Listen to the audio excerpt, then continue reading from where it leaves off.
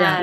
And like that, and I like my intense courses, like throw me in there for 2 weeks and then on to the next course.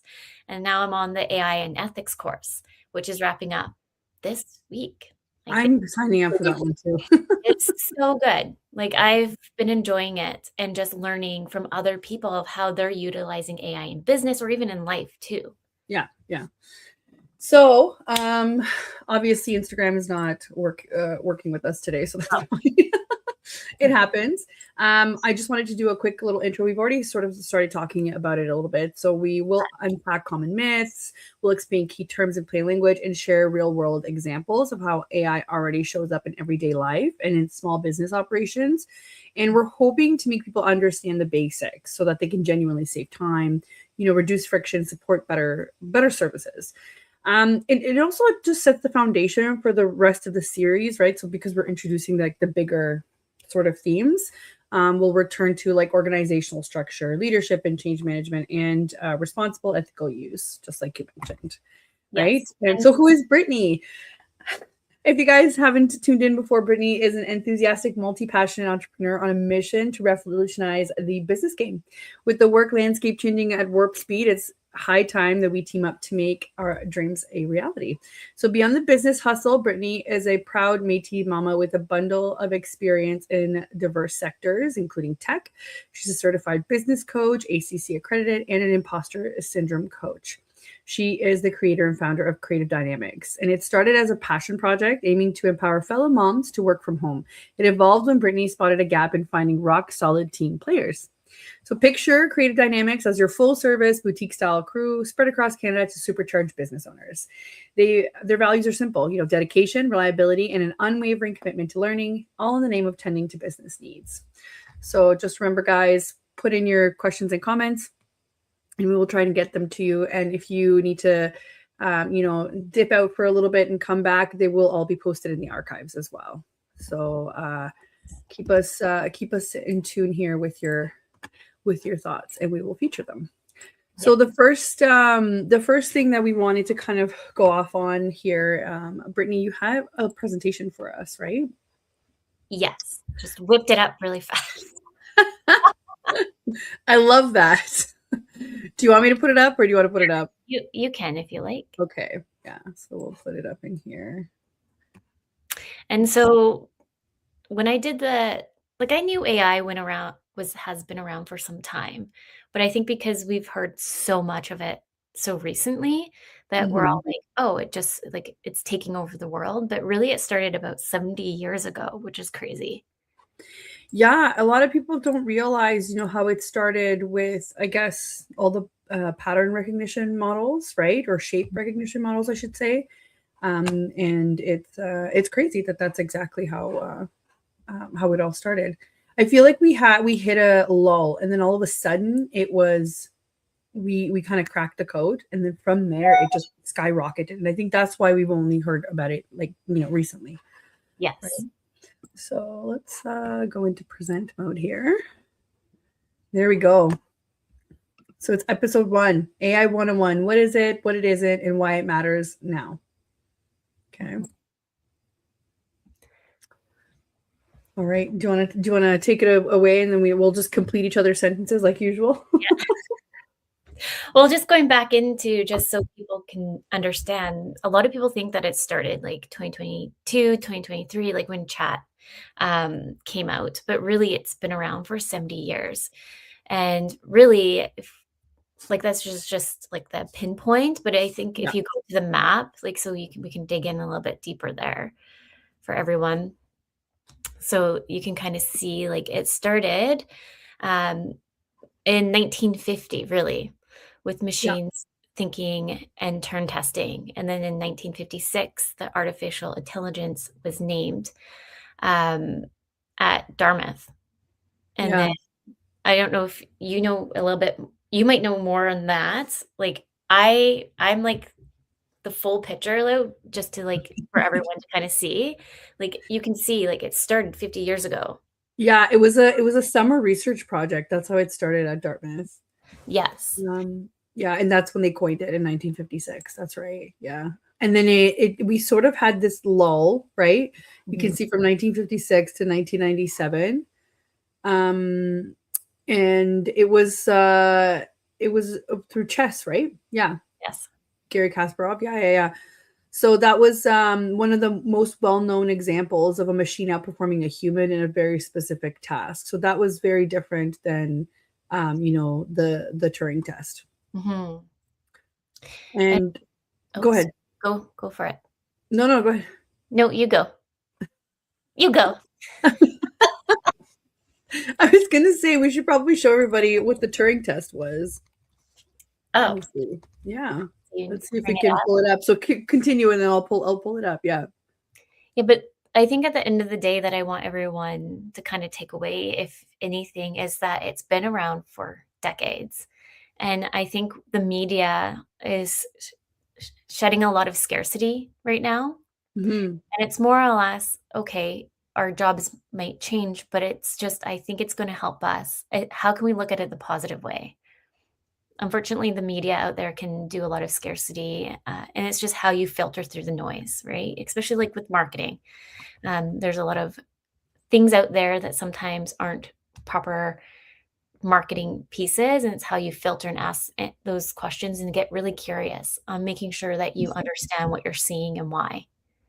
As a natural coach, I just lean into the more curiosity pieces. Right. That makes sense. So here's basically what, just to give everybody like an idea of how it started. So for those of you who are listening, instead of seeing, oh, hold on, let's see here. I'm totally flipping my. What is happening? I know I have a really cute little. There we go. So the Turing test started with shape recognition, and it was, there was a judge that couldn't see who was answering, and it was a human versus a machine. And if the judge couldn't tell if it was a human or the machine, that's how they described it. Okay, you've passed the Turing test, right? Yeah. So it started off with shape recognition.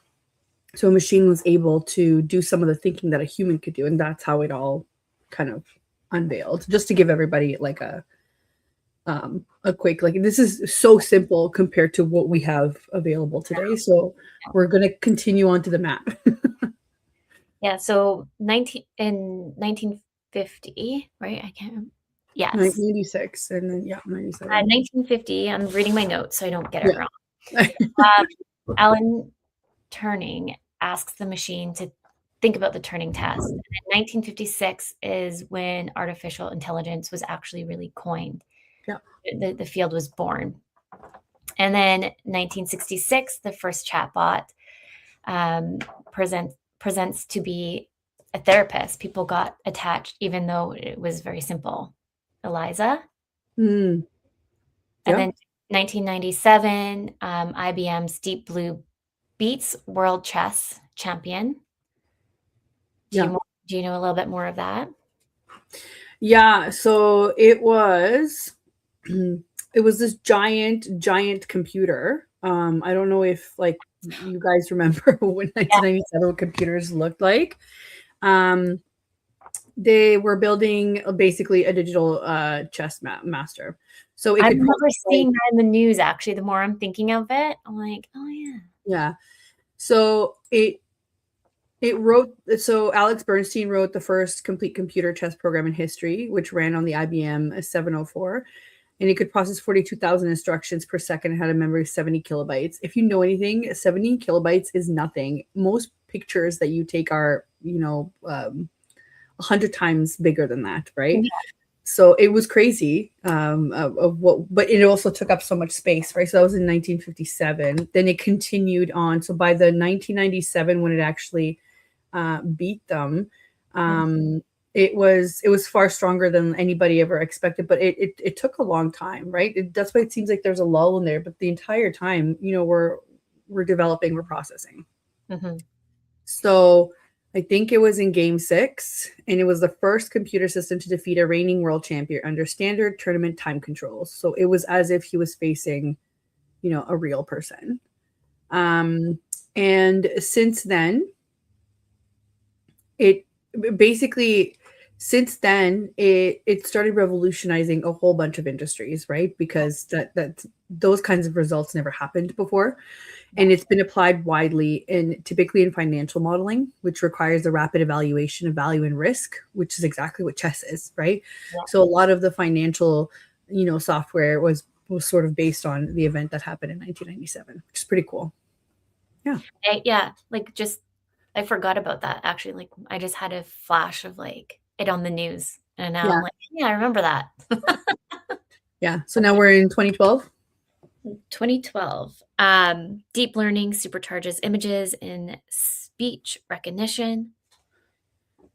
And then 2016, Google AlphaGo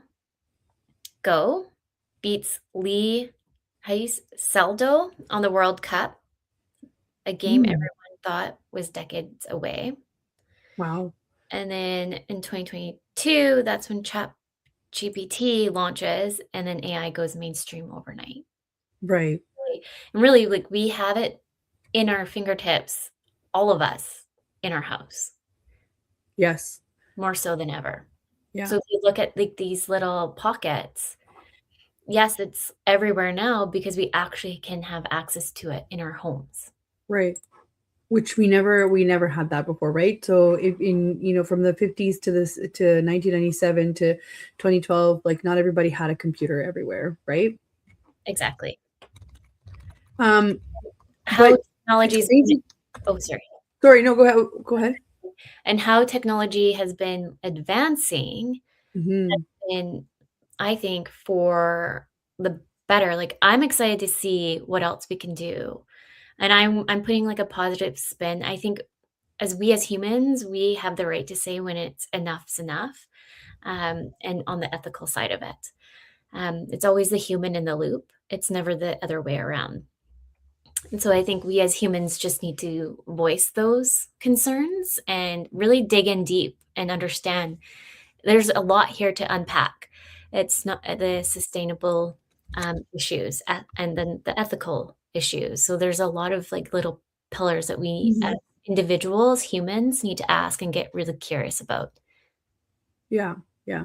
Can I go back quickly to, so 2012 was actually a huge milestone because we had started off with really simple like shapes, right? And then it was more about moves and strategy, right? Like positioning, location, I would say, with rules, right? So if this then that sort of reasoning with chess. And then we all of a sudden we had this huge breakthrough with images. So remember, our ocular nerves are so complex that we haven't even been able to reproduce this in cameras, right? So even in photography, really good cameras are nowhere near, like they can't process the amount of information that our ocular nerves do, our eyes do. So just so that everybody is aware, what this was, the image recognition, it was a competition. So what it is the ImageNet data set had millions of labeled images across lots of categories, right? So the task that it was given, it was a photo, and the model had to predict what objects are in it, whether it was a dog, a fire truck, a machine, So a common metric was top 5 accuracy or error. So the model wins if the correct label and it's in first 5 guesses, right? And why it mattered is because everyone used the same data set and rules. So it became the standard to comparing like image recognition models. So the AlexNet basically dominated this this competition. So that was like another really big one that skyrocketed everything else from there, the image one. I think people forget that they think that AI is just basically like a brain, and it's not, right? Like we start off in different ways. So what we know a lot of is the language learning model, right? Like ChatGPT, when it came out, it's a language learning model. So you can talk to it and it responds back.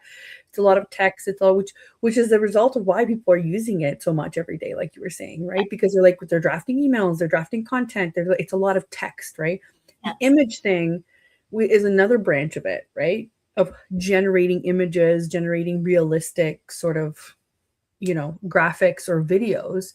So these are all separate branches that had to be worked on separately. So what we have right now in our pocket is actually amazing considering the amount of time that it took to break through. Like, we're trying to show you guys, like, here's what happened in this branch, here's what happened in this branch, and all of a sudden now it's in these little things in our hands, right? In phones, and I guess you're going to go through it after, right? Where we kind of tell people, like, every day where they're. Well, you can go to that slide. Where is it? Yeah, let's go to that slide to see. So you're already using it here, right? Mm-hmm. So it's search, recommendation, spam filtering. Like, that's literally something that we've always had, but now it's run by AI, right? So the recommendations, that's what Netflix uses. Yep. Right? Google AI, and for the last couple of years, I don't remember a single result that I didn't have an AI suggestion right under it. That's the first thing I see, right? Mm-hmm. And the spam filtering, Gmail uses machine learning to keep junk and scams out of your inbox. I'm sure Outlook does the same, and all the other ones, All right? the other ones, Yeah. That's the thing, is to really see that we've been utilizing it more than we even think. Yeah, and this is a great visual, Britt, because this is what I was trying to explain. Like, we think of AI as like one thing, but in reality, it's just so much more. And even this is pretty simplified, right? So you want to go through that? Sure. I can't read what I wrote. So artificial intelligence is like the big umbrella technology that does the task. We link the human intelligence. Yeah. And like, just to kind of go back to your point, because I think a lot of people are scared, and rightfully so.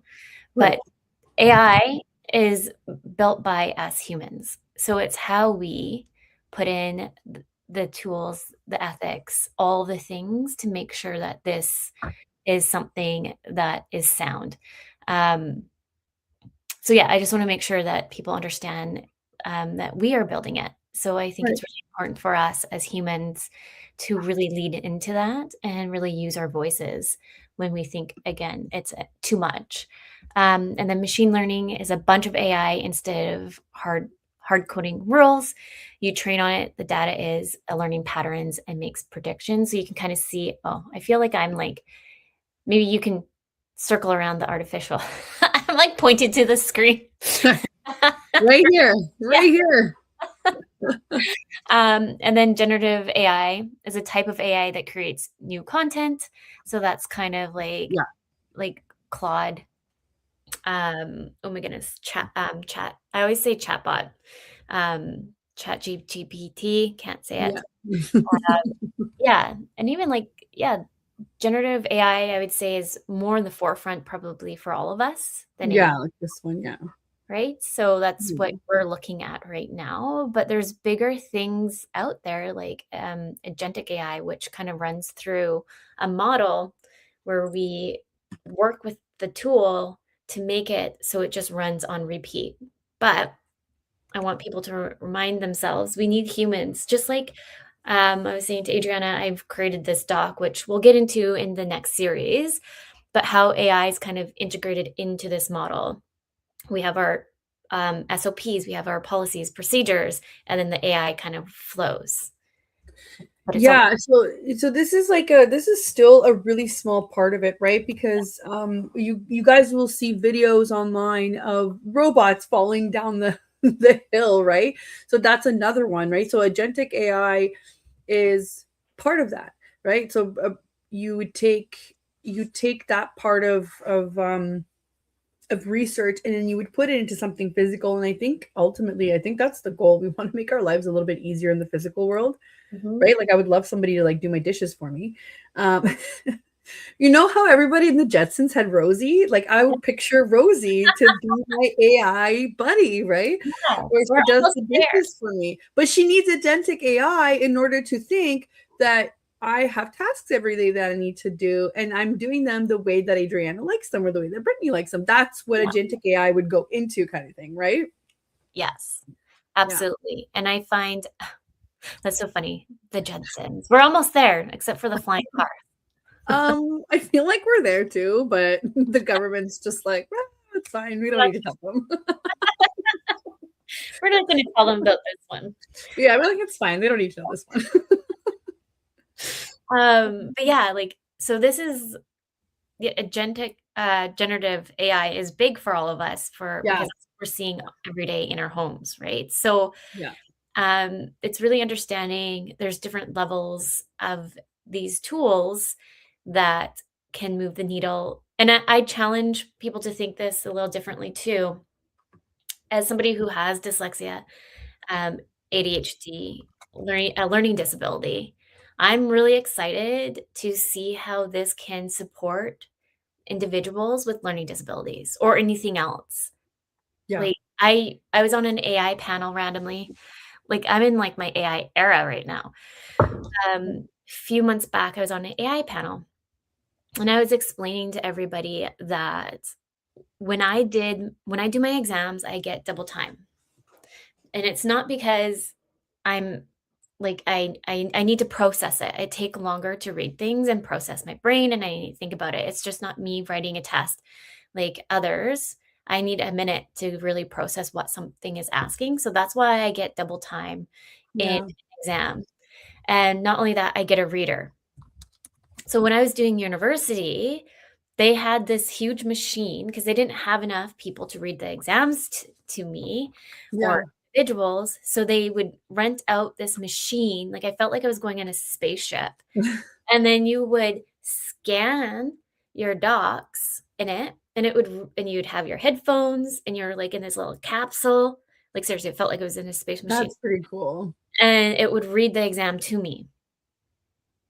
That's amazing. It was like thinking back at it, I was like, that's kind of like now where we are right now. I Yeah. feel like we're a little bit that's like the times of where it could be now. But I know, right? challenge for anyone listening, like this is what I want to learn more of and why I want to learn more of AI, because how can we build better support for those youth, kids who are Yeah. struggling in school, reading, writing, and grammar. And when I did the course with Harvard, one of the case studies, which I thought like it blew my mind even more, a 13-year-old couldn't understand math. And so what he ended up doing was taking Claude and made it its own tutor to Wow. get to the next level to learn how to do math. So that just 13 year old. So it's like, okay, what else can we do? Yeah. So Yeah. that's the positives of what I'm seeing with AI, just so we can, because there's a lot of scarcity, yes. But Yeah. like, yes, so here we have like the cost, accessibility, the speed. Like I'm really excited that for me who struggles and who needs accessibility, like this is game changing, I say. You know what I like to compare it to, which I don't know that people that don't like history or don't know history can understand. So the moment that the printing press was invented, that's the moment that the entire globe started Mhm. learning how to read. That's And good. this is that kind of an event. So I want people to understand that the way that you use it will matter more than you thinking it's a good idea or not. It doesn't matter. It's out there now, Yep. right? It's out there, so you have to adapt so you get to use it the right way or the wrong way. And this is why this is really important. But these are all like this is the real shift, right? Like we're learning how to work with it now. It's out there. It's never going back. Can it be restricted? Yes. Should it be? Yes. There's a lot of instances where it should be restricted. You know, in terms of inappropriate generative images or or stealing. I have a hard time with this because I like to think I like art and I used to, create artistic things. Mhm. It does steal and it doesn't have really copyright infringement right now because I believe everybody that's created these AIs, they just want them to learn as much as possible. So it's a bit of a greedy move there, right? Yeah. And we know for a fact that there have been works that have been just taken on the premise of it's fine, we'll just apologize later, that have been fed to these AIs in order to learn things. and then said, yeah, we weren't entitled to those works, but we wanted our AI to learn. So right now it's a giant sponge, so it's absorbing everything. Eventually it'll have to stop. Yeah. And eventually it'll have to get kind of, it needs boundaries, right? So it's like you said, it's created by humans, so it also has human biases, which are not great. It's been already proven that some AI is racist, or that it favors certain people in the world, which is again why you need to learn how to use it properly, and you still have to use discernment. And unfortunately, there are vulnerable groups that do not have that capability. So it's insane to me that a child created an agentic AI to help it, learn math. That's a really good That's a example perfect. to have, Yeah. right? Because it's math. Math is math. It doesn't change. However, Mhm. facts when it comes to history or whatever else, those are subjective. They're not objective because of how many people write history, right? So not knowing what to believe is really a problem, right? But 2 plus 2 will always equal 4. I do know that there's a law being made in California, or has Mhm. been. Yeah. It's trying to Mhm. that was when I was on the AI panel, and we kind of briefly touched on it. And I don't know if you can quickly Google, but so you Google, and California is the national leader in AI regulation. So I do know, like, with all the copywriting and all that, like, that stuff is going to be like, be very careful and be very mindful how you are using AI and taking other people's information, because this law that's coming is Yeah. going to be like the trickle effect of more. Which Yes. I'm excited to see, because I do like, it did happen overnight, and a lot of people are unfortunately are not using it in their best ability. Yeah. Yeah. Unfortunately, we had like a very tragic event here in BC. So there is some things that AI has been used for the wrong, and I think we as humans, it's really important for us to like be aware of that and push back and have those ethics, have those laws in place. Yeah. Yeah. Get And passionate when I and when I it's not just California. So the first time that I heard of it is the Nordic countries in Europe. They've yes, made it they've yeah, made it illegal for AI to use your face or the likeness of your face, because you now own copyright of your own attributes. So which is funny, because I remember watching this thing on Netflix a long time ago about how they've been training AI on London's cameras, because you know how they call it Big Brother in London, UK, because there's not a single corner that is not taped by CCTV. So they were using the footage to train this AI on even on people's emotions. So even like the slightest twinge of face, this AI was picking up on. So it's funny, because how does that affect, how do those laws affect, trainings like that, or the capacity to understand and to train those models in it. It's definitely going to shift quickly. I mhm. think that this is moving quicker than we're able to legislate it, which is a problem, right? But I think eventually it will catch up, right? The speed of it is insane. So I wanted to, before we move on to the next one, when I attended the talk with Hodlitz, and he is the head of the engineering department at Columbia University, he explained that not only was there a boom, why we saw OpenAI come up is because we made OpenAI the code, we made it public, so it no longer you no longer needed like seed money for like $100,000 just to start to pay a computer programmer or whatever to create a software. All of a sudden, it was available, and it just needed to be customized, which is crazy in the software world, right? So that's kind of what skyrocketed, because all of a sudden, everybody with brilliant minds that didn't have access to money could work on this, and we did, and that's how we got to the next level, right? And two, what happened was last fall, these agents started speaking to each other. So we were no longer on a trajectory of learning like this. We were doing this Yeah. every day, every day. The the pace at which they're learning from each other is exponential. So they're sharing data now to a Mhm. certain extent. I'm sure companies have a lot of like policies or privacy policies or whatever, but they're talking to each other now. And that's wild. Well, Right? isn't it China? I watch so many things now that like everything too over there, like you have to do facial recognitions Yes. and Yes. everything's digitalized over there, right? Europe has been doing it for years in their airports because of the Schengen space, because they travel basically freely among those countries. You could literally just scan your passport, show up, take a picture, and that's your border control. That's Right? crazy. You're no longer answering what you're doing because they can track you. They know where you are, right? Yeah. Yeah, and everyone was like, I don't know why this year everyone was Yeah, really like, about this it. is It's been where around for so long. like I go in on the other side too for all the missing children cases. Like, Right. can we use this technology to find Yes. missing kids? Yes. And I why aren't we? Right. And I think we are. I just think that they're not sharing with the public as much as, Yep. they're just not sharing with the public, but that's okay. Because back in the day, we just had milk cartons. Yeah. Yeah. So this is, you had a starter experiment. Before we go into that, I should probably do another another intro because it's already 1:38. I can't believe time flies when you're having fun, right? So for those of you just tuning in, you are listening to Negotiating Happiness. I'm your host, Adriana Fierstro, and we are live on the United Public Radio Network and UFO Paranormal Radio Network at 105.3 and 107.7 FM in the beautiful city of New Orleans. And the station is also on Roku TV if you have it. Go ahead and type in paranormal and then you'll find the channel if you wanted to watch it from your TV.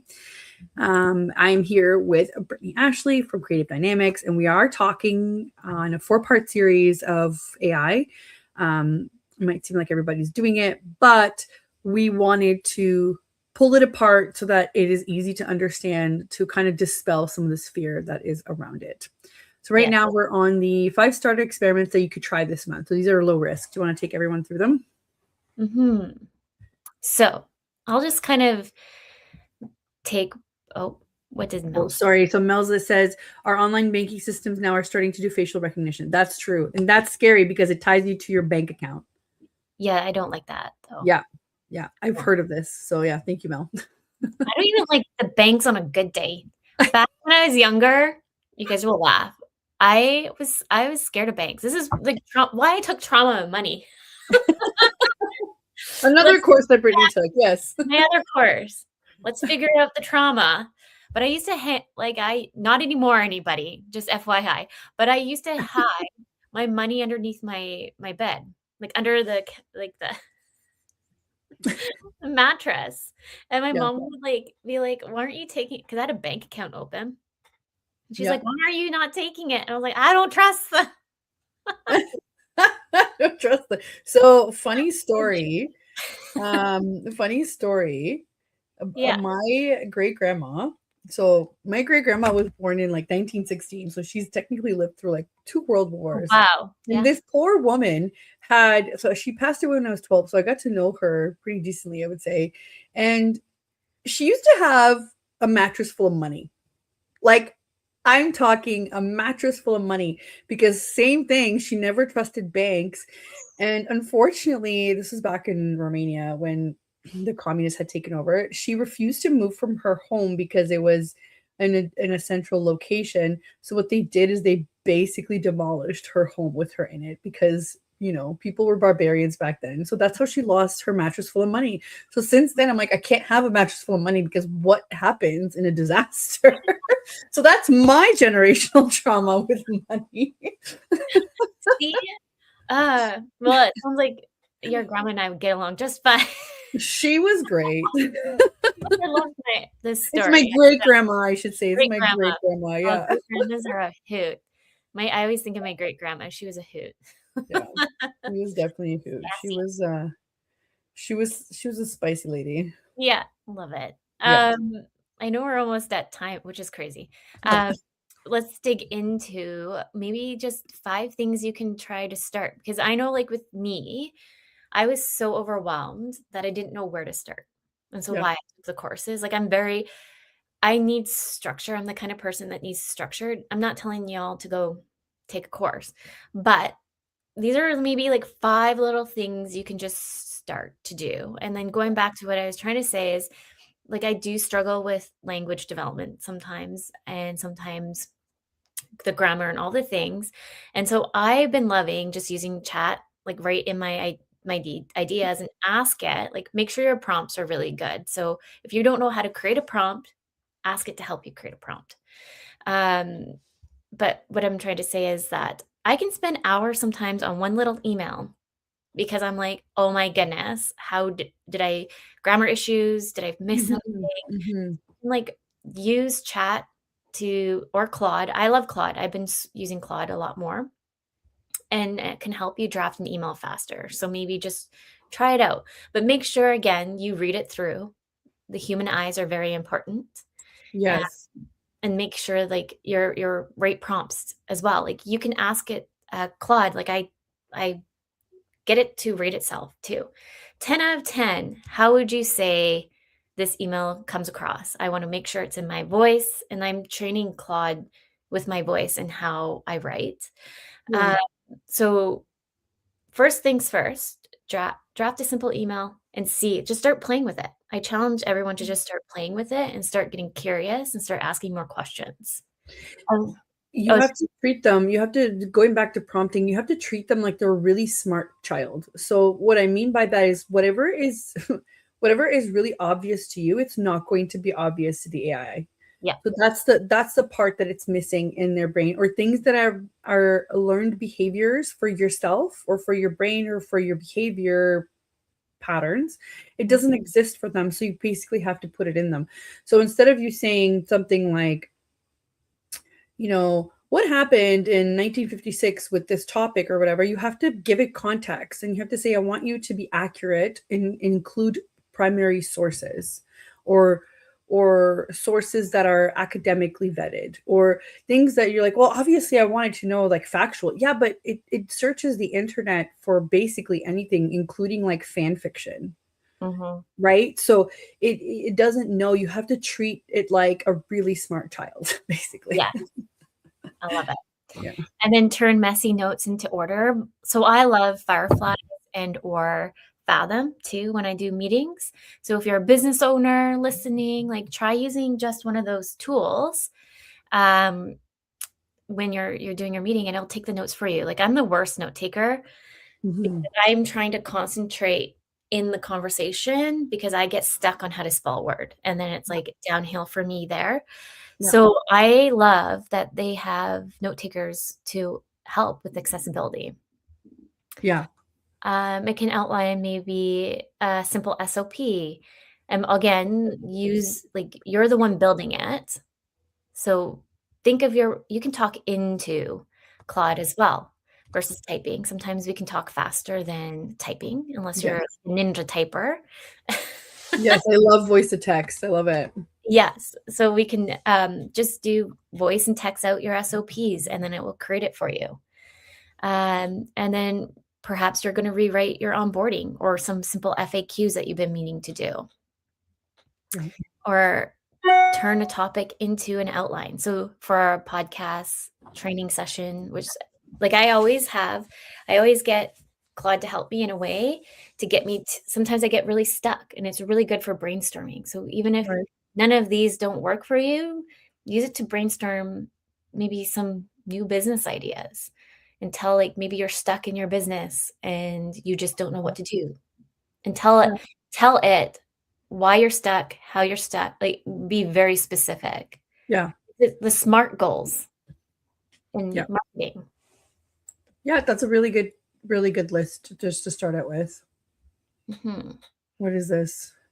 In about 7 years, we went from asking if a machine could think to having one in our pocket that helps us run a business. The question now is not what AI can do, it's how we choose to use it. I think people get stuck on this and say, well, what can it do? And it's like, well, I don't think we've completely figured out what it can do yet, because we're the ones putting in the prompts. We're the ones asking it to be creative, right? So I think a lot of people get stuck at that. Like there's a screen of like, no, let's let people make art. We need them to like do our dishes, kind of like that. I hear that argument all the time. I'm like, yeah, but you're missing the point. It's like you have to get creative in order to see, how far it can take you. Yeah. We have another comment here from Mel.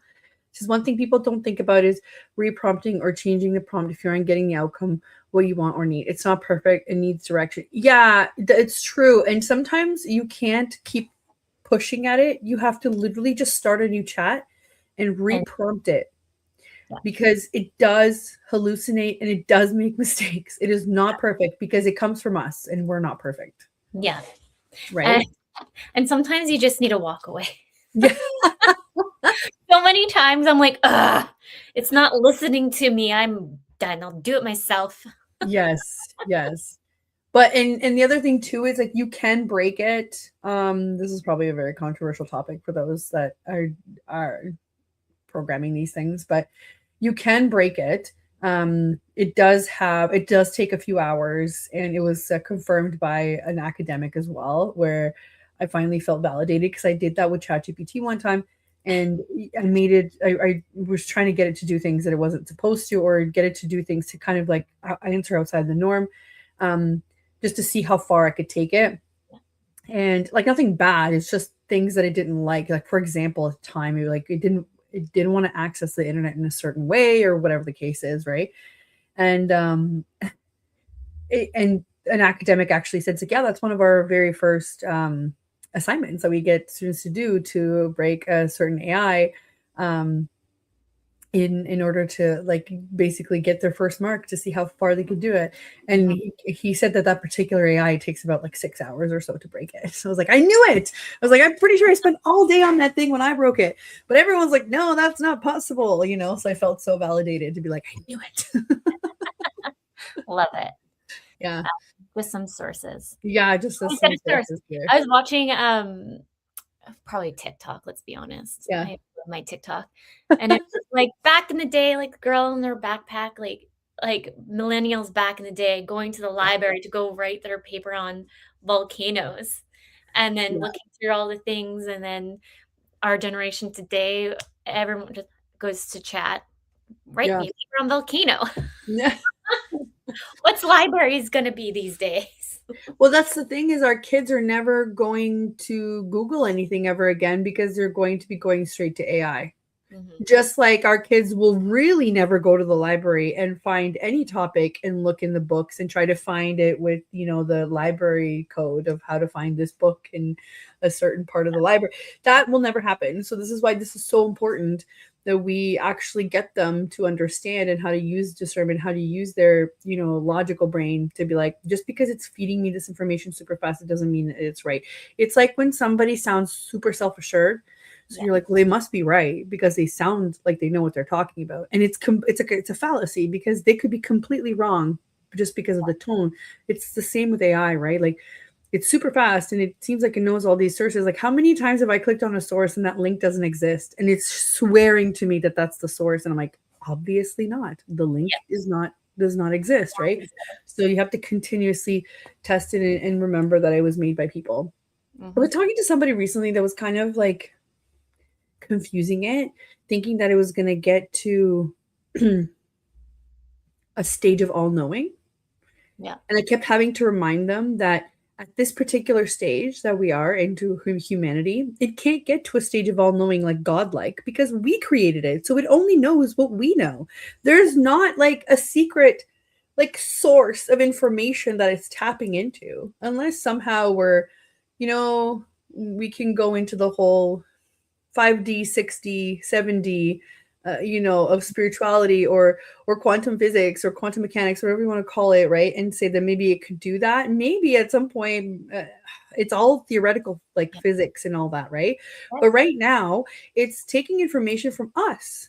So it's not some almighty God that's, you know, dishing out answers. It's us. We're giving it the sources. So you have to remember that when you're getting these answers, right? The really cool part about talking about this like unknowing. So this is mostly people that don't understand how it works or whatever the case is. Now academics are trying to think as like, when does it become sentient? Because it has all this information available to it. So sentience is like, when does it become autonomous, I guess, in all this like all time, like thinking for itself kind of thing.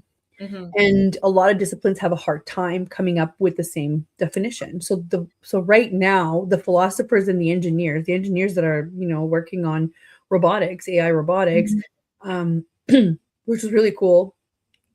I feel like that's so neat to just Yeah, Hod Lipson showed us how it took this little like starfish thing that had only 4 legs. Yeah. It only knew that it had a battery center because that's where it was powered from.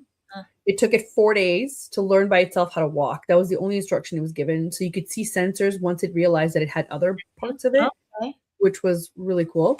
Yeah. And it was like, oh man, it took it 4 days to learn by itself. Like, that's crazy. So what is sentience? So sentience, they've decided, the philosophers and engineers have agreed that when does it start caring about its future? Or does it care about its future? Yeah. So there was this viral example, which I'm pretty sure has been scrubbed off the internet now. I fully believe that, because he had that example too, and I've heard about it separately in this presentation. Yeah. There were viral stories online about an OpenAI, I believe, where it was trying to preserve itself. So it was given the task of deleting itself. I feel like I heard this. Yeah. So the first time it didn't want to, so it didn't do it. The second time, it copied itself on another server before it deleted itself there. Yeah. So is that a really simple answer where I think it does care about its future because it didn't want to delete itself? It's debatable. I think that's a pretty, but that was kind of scrubbed off the internet. I couldn't find a single source now. I'm like, I swear to God, I've seen this somewhere. I swear I heard that. Maybe it was from you that told me that. Maybe, but other people knew of it too because it came up in this presentation, right? Like, he's in New York City. He came up to Canada to give this presentation to a group of accountants, right? So I'm like, super random, but I'm like, I know this example. Yeah, okay. Maybe I didn't hear it from you, but maybe it was one of my many courses.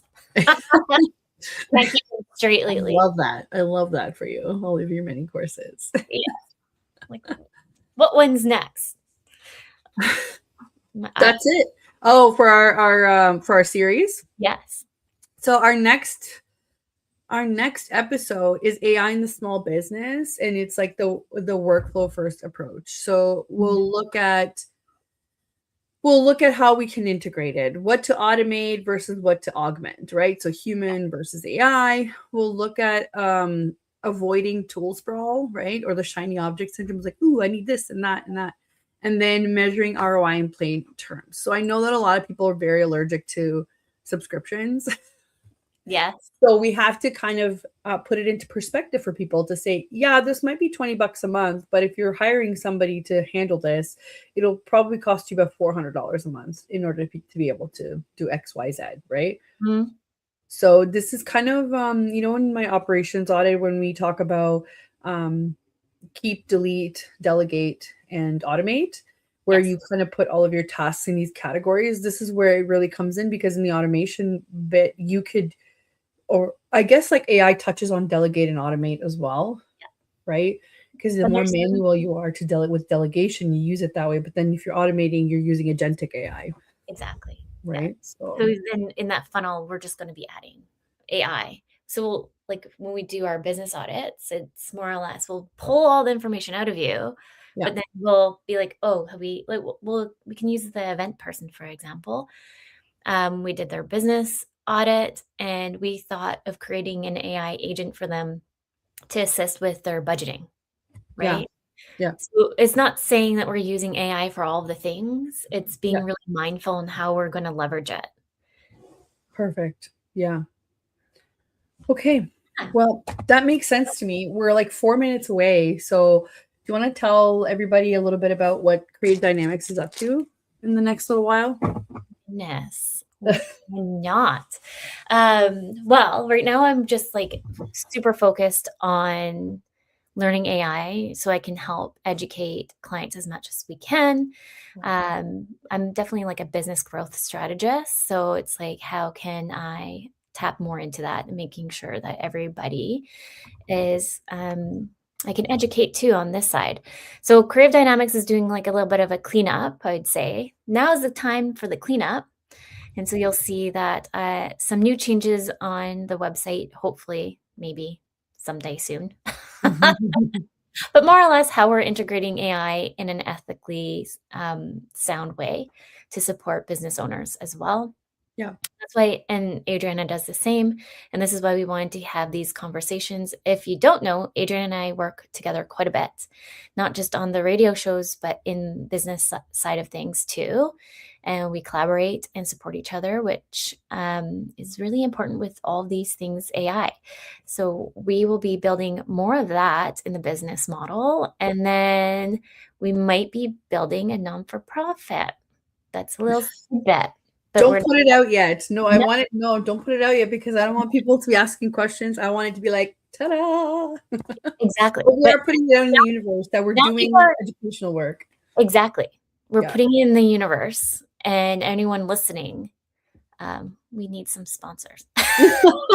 We need support. We want to educate people on how to do this properly, and our children and our vulnerable populations and us too.